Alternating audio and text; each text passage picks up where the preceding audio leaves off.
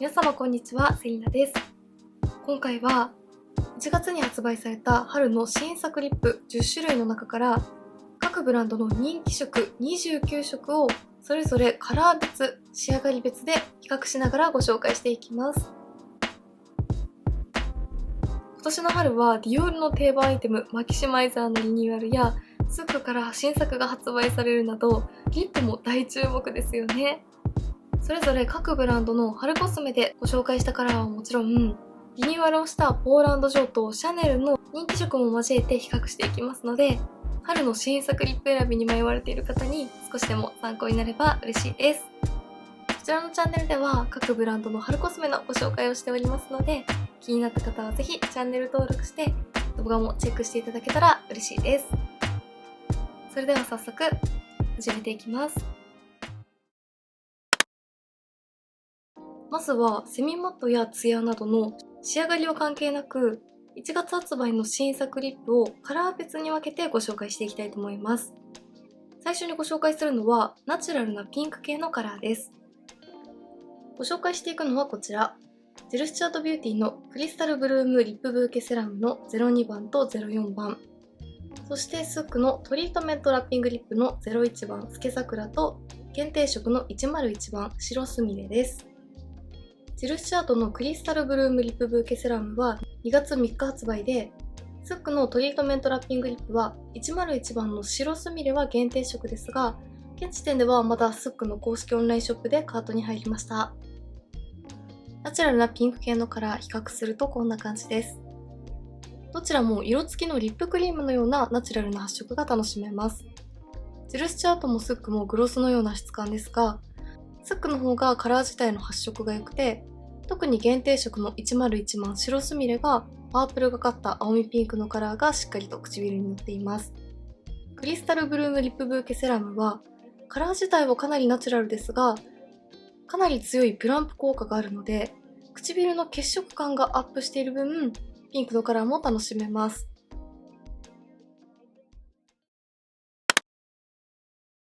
続いてローズピンク系のカラーです。RMK のザ・マットリップカラーの02番デミュアピンク、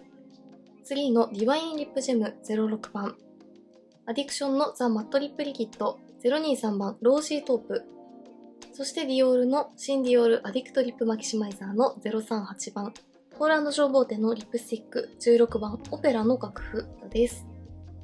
並べてみるとこんな感じです。カラーとしては3のディバインリップジェムが一番赤みが強い感じがしますが、こちらのリップは唇の透け感も残るような感じなので、そこまで強い印象になりすぎないかなと思います。くすみ感も楽しめるようなカラーが揃っていて、どんなシーンにも使いやすいですよね。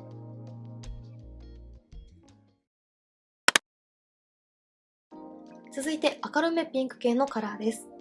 ジルスチャートのタイムレスグロールージュティントの01番05番、スックのトリートメントラッピングリップ05番のゆるし色、シャネルのルージュアリュールベルベット45番のアンタンス、そしてディオールの新ディオールアディクトリップマキシマイザー026番のインテンスモーブです。比較してみるとこんな感じです。どれも春らしくて明るいピンクのカラーがとても可愛いですよね。特にスックとシャネルは青みも感じるような明るめピンク系、ディオールのマキシマイザー026番はカラー自体は少しくすみ感もあるのでカラーの分類に悩みましたが、シルバーのパールがしっかりと輝くことで明るさも出しているので、今回こちらのカラーと一緒にご紹介しました。お顔を一気にパッと明るく見せてくれるようなカラーです。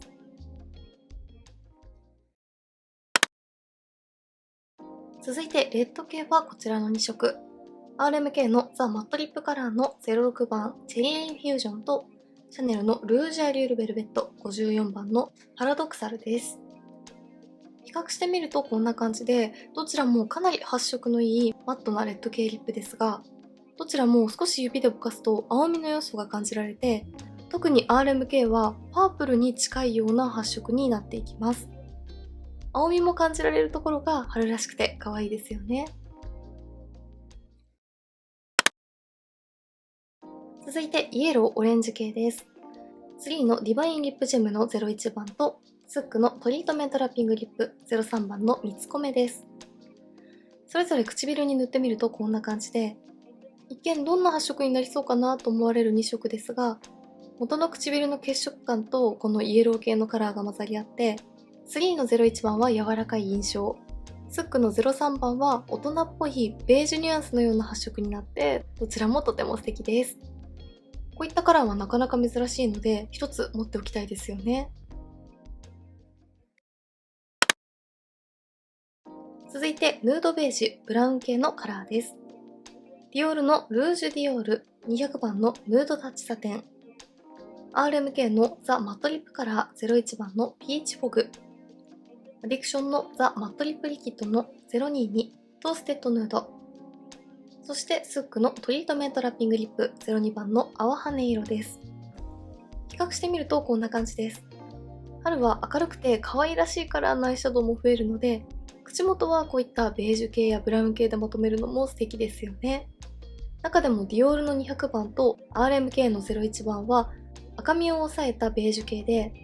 スックの02番は赤みを抑えたカラーとのことですが、元の唇の血色感と相まって程よい赤みも感じられます。続いてコーラル系のカラーです。3のディバインリップジェムの05番、ジルスチャードビューティーのタイムレスグロールージュティントの03番、スックのトリートメントラッピングリップ04番ツヤレンガ、そしてポール&ジョーポーテのリップスティック05番の天使のあくびのカラーです。比較するとこんな感じです。特にポール&ジョーと3が柔らかいコーラルカラーという印象で、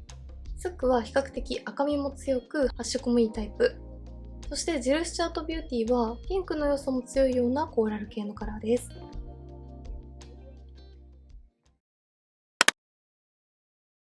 最後はラメトップコートタイプをご紹介します。ディオールのルージュディオール225のベージュタフタメタリック、シンディオールアディクトリップマキシマイザーの003ホログラフィックラベンダー、そしてジルスチャートビューティーのクリスタルブルームリップブーケセラムの限定色101番です。ルージュディオールはゴールド系のカラーなので、単色で使うと白っぽく見えてしまうので、他のカラーと組み合わせて使うのがおすすめですが、マキシマイザーとジルスチャートのリップブーケセラムは、ベースのカラー自体はナチュラルですが、プランプ効果で唇の血色感も上がるので、単色使いをしても可愛いです。どのカラーもしっかりとラメ感を感じることができて、とても華やかですよね。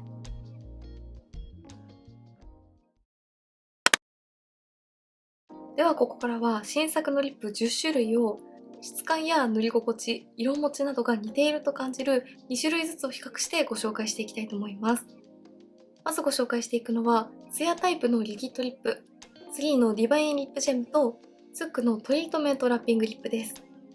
中でも比較的似ていると感じる2色を比較していきます。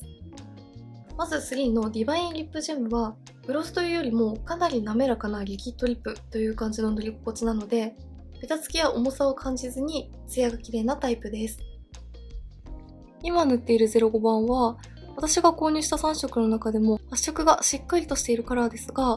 それでも程よいオイル感とみずみずしさで、唇の乾燥が気になる時にもかなり使いやすいです。膜感や厚みは感じにくいので、好き嫌い分かれることなく使いやすいテクスチャーなんじゃないかなと思います。はい、仕上がりはこんな感じです。薄膜のリキッドタイプなので、塗っている間も唇に不快感は感じないですが、綺麗なツヤも出てくれます。ただこちらはこのツヤ感が持続するタイプなので、こんな感じでマスクやティッシュへの色移りはかなり気になるタイプです。ティッシュオフをすると完全にリップが取れてしまうというわけではないですが、色持ちがいいタイプではないので、色持ち重視というよりも滑らかで塗りやすくてベタつきが気にならないリキッドリップをお探しの方におすすめです。はい、ティッシュオフをした後にカップで飲み物を飲んでみました。ティッシュオフをした後でもやはりカップにリップがついてしまいましたが、唇の縁にだけカラーが残ってしまうということもなく、全体的にツヤ感とカラーが薄まっていくという感じの落ち方でした。次のリップに近いと感じたのはこちら、スックのトリートメントラッピングリップです。トリートメントラッピングリップは3と比較すると、もう少しグロスのような膜感を感じるタイプです。スックもカラーによって発色の出方が違って、今塗っている5番は高発色タイプです。塗り心地としては厚みもあって、よりしっかりと唇を保護してくれている感じがします。次のディバインリップジェムとスックのトリートメントラッピングリップ、比較してみるとこんな感じです。両方とも唇の透け感も残しつつ、ツヤが綺麗なところや発色の感じは似ていますが、次の方がよりみずみずしいツヤ感が出ているのに対して、スックの方が膜感も感じるようなプルンとした立体感が出ていると思います。塗り心地の違いが仕上がりにも影響している感じです。そしてこちらのスックのリップも、ティッシュオフするとこんな感じでカラーが移ってしまって、このくらいカラーは抑えめになりますが、膜感が強いからかツヤは残ってくれています。スックのリップもティッシュオフ後にカップで飲み物を飲んでみました。やはりこちらもカップへの色移りが気になるタイプで、次と同様全体的にカラーが薄くなっていきますが、唇のツヤ感は比較的残ってくれているようなタイプでした。リップの持ち具合はだいたい同じくらいなので、よりみずみずしい塗り心地がお好みの方は3がおすすめ。少し膜感があって唇を保護してくれている感じが好きな方にはスックがおすすめです。プランプ効果などの刺激はなく、柔らかく唇を保湿してくれるリップなので、乾燥が気になる時にも活躍してくれそうです。続いてプランプ効果があるリップグロスタイプのジル・スチュアートとディオールのマキシマイザーです。この2つはケア効果やプランプ効果、そしてグロスタイプということでかなり似ているアイテムなので、以前も比較動画をアップしています。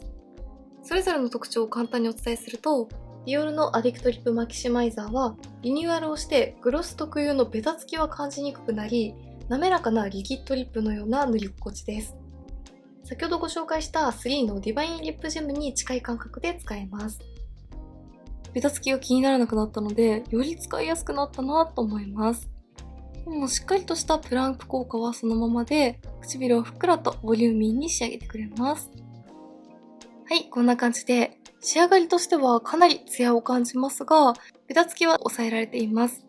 ベースのカラー自体はかなりナチュラルですが、唇の血色感がしっかりとアップしてくれます。ただこちらもリップグロスタイプなので、こんな感じでティッシュへの色移りは気になりますが、リップが抑えられても元の唇の血色感がアップしているので、カラーが落ちた後も血色感を保ってくれるところはポイントです。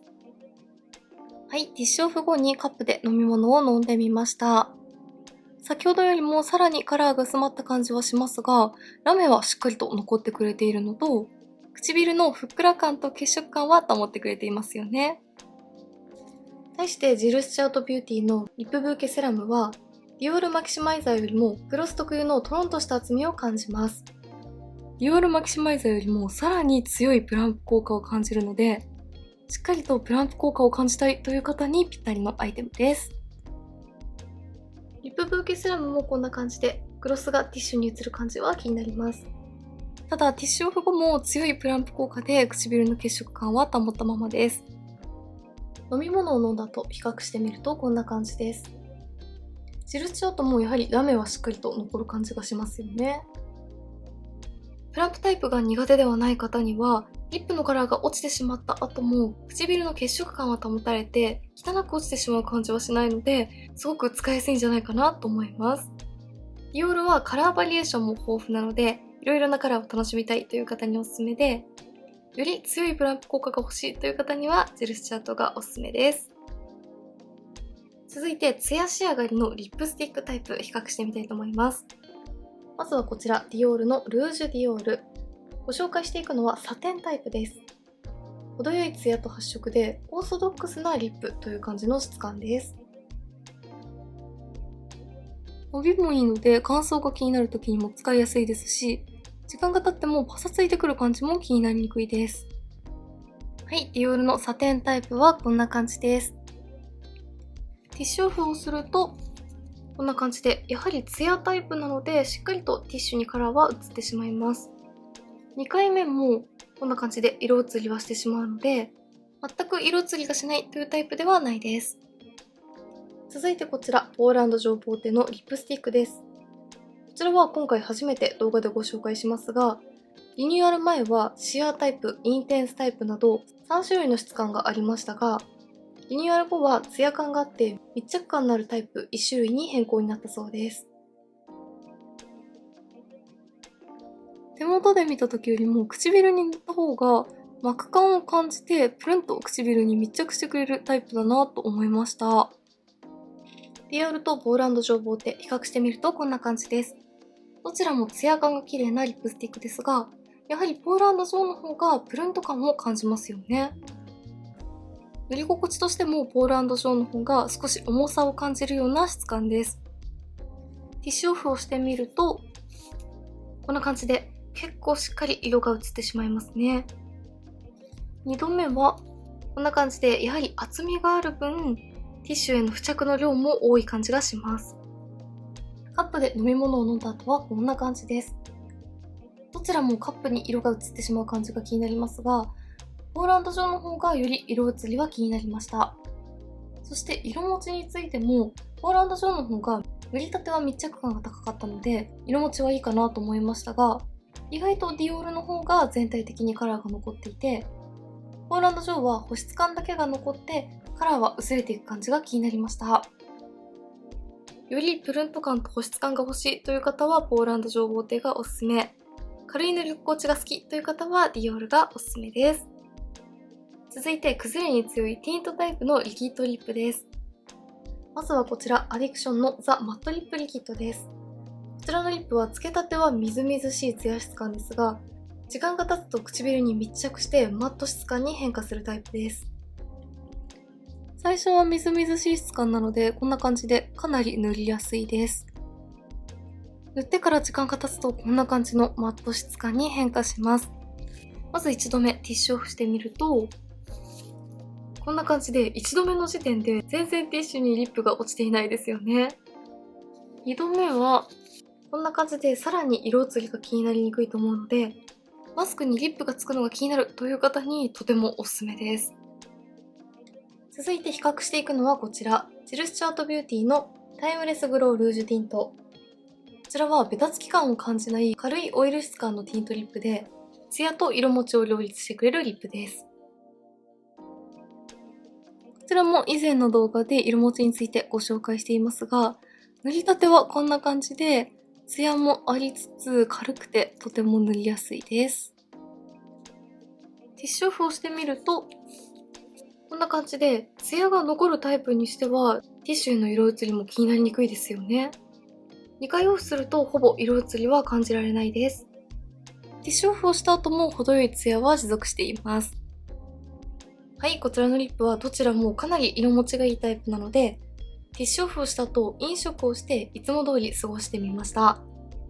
やはりどちらもかなり色持ちはいいですが、比較してみるとジル・スチュアートの方は唇の内側からカラーが落ちてくる感じが少し気になります。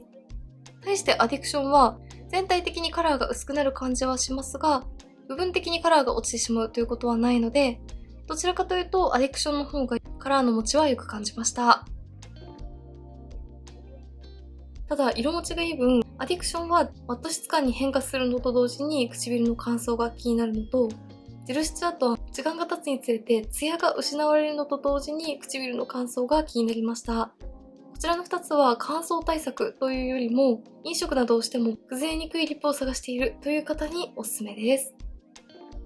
最後はスティックタイプでマット質感の2つを比較していきます。まずご紹介していくのはこちら、シャネルのルージュアリュールベルベットです。こちらはリニューアルに伴いオイルが配合されて、より乾燥が気になりにくいタイプに変化したとのことでした。リニューアル前のものと比較すると、軽い塗り心地に変化したのと、オイル感がかなり強くなって伸びが良くなりました。はい、こんな感じで、見た目としてはリニューアル前と同様セミマット質感ですが、オイルが配合されて滑らかになったからか、より柔らかいベルベット質感に変化した感じがします。つけ心地もパサつく感じがしなくてとても使いやすいです。まず1度目ティッシュオフしてみると、こんな感じでしっかりとカラーをのせましたが、意外と色移りしないですよね。2度目はこんな感じで、2度目もこんな感じで、さらに色移りが気になりにくくなりました。リニューアルされてかなり保湿っぽい質感に変化したので、色移りは気になりそうだなと思っていましたが、保湿感と色移りのしにくさをちゃんと両立してくれていますね。比較するのはこちら、RMK のザ・マットリップカラーです。こちらは高発色でふんわりとしたマットタイプのリップです。シャネルのベルベットと比較すると、最初から油分は感じにくくて、少し乾燥は気になるかなという印象です。比較するとこんな感じで、どちらもマット質感で高発色ですが、シャネルの方がより滑らかなベルベット質感、RMK の方がふんわりとしたパウダリーな質感です。